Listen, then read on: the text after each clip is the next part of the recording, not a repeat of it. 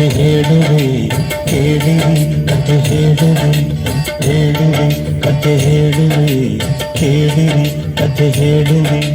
ಗೌರಿ ಪುತ್ರ ವಿನಾಯಕನಿಗೆ ಆನೆ ಮುಖವು ಬಂದ ಕಥೆಯ ಹೇಳುವೆ, ಕಥೆ ಹೇಳುವೆ ಕೇಳಿರಿ, ಕಥೆ ಹೇಳುವೆ.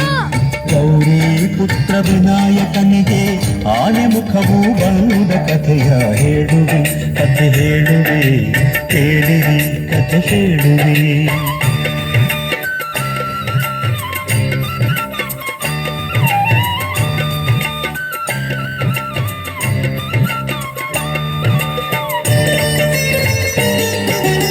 ಒಂದು ದಿನ ಪಾರ್ವತಿಯು ಸ್ನಾನ ಗೃಹಕ್ಕೆ ಹೊರಟಳು. ಮಣ್ಣಿನಿಂದ ಮೂರ್ತಿಯ ಮಾಡಿ ಜೀವದಕ್ಕೆ ಇಟ್ಟಳು.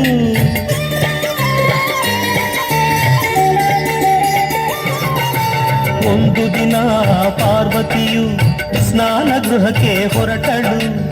ಮಣ್ಣಿನಿಂದ ಮೂರ್ತಿಯ ಮಾಡಿ ಜೀವದಕ್ಕೆ ಇಟ್ಟಳು.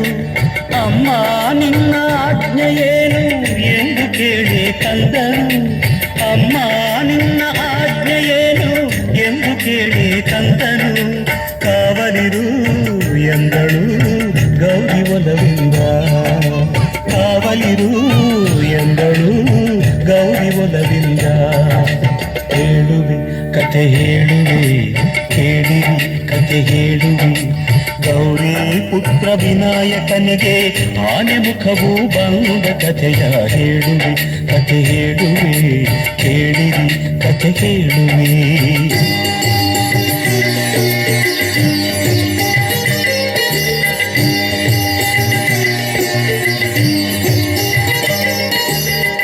ಕಂದ ಕಾವಲಿರುವ ವೇಳೆ ಶಿವನು ಅಲ್ಲಿಗೆ ಬಂದ.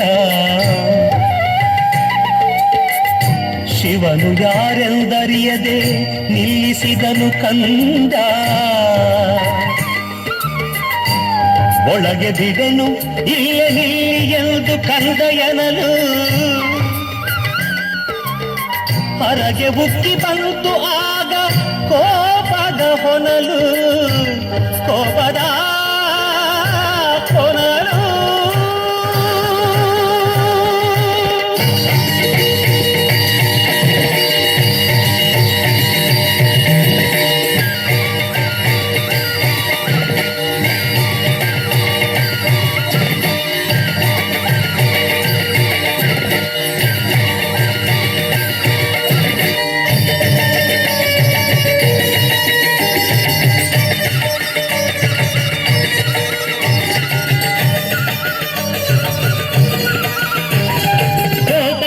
ಶೂಲ ತೆಗೆದು ನಿಂತನು ತ್ರಿಪುರಾರಿ. ವಂದನ ತಲೆ ಕತ್ತರಿಸಿದ ಕಾಮ ಸಂಹಾರಿ. ಶಬ್ದ ಕೇಳಿ ಒಳಗಿನಿಂದ ಓಡಿ ಬಂದಳು ಗೌರಿ. ಸತ್ತ ಮಗನ ಕಂಡು ಹತ್ತು ಗೋಳಾಡಿದಳು ನಾರಿ. ಸತ್ತ ಮಗನ ಕಂಡು ಹತ್ತು ಗೋಳಾಡಿದಳು ನಾರಿ.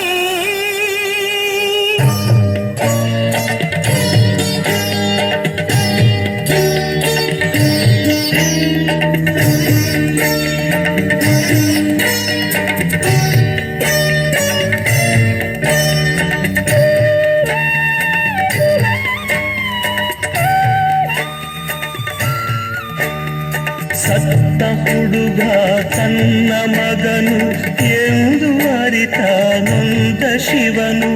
ಒಂದು ತಲೆಯ ಅರಸಿ ತನ್ನಿ ಎಂದು ಆಜ್ಞೆ ತಂದನು.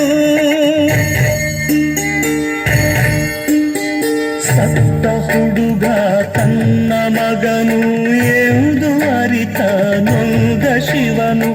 ಒಂದು ತಲೆಯ ಅರಸಿ ತನ್ನಿ ಎಂದು ಆಜ್ಞೆ ತಂದನು. ಅರಸಿ ಹೊರಟರು ಗಣಗಳು ದಿಕ್ಕು ದಿಕ್ಕಿಗೆ. ಆನೆಯೊಂದು ಮಲಗಿತ್ತು ಉತ್ತರ ದಿಕ್ಕಿಗೆ.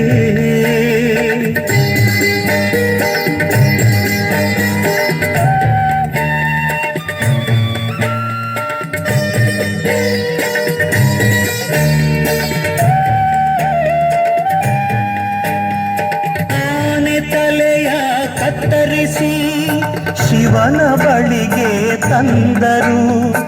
ಅದನು ಮಗನ ದೇಹಕ್ಕಿಟ್ಟು ಜೀವ ತಂದನು ದೇವನು.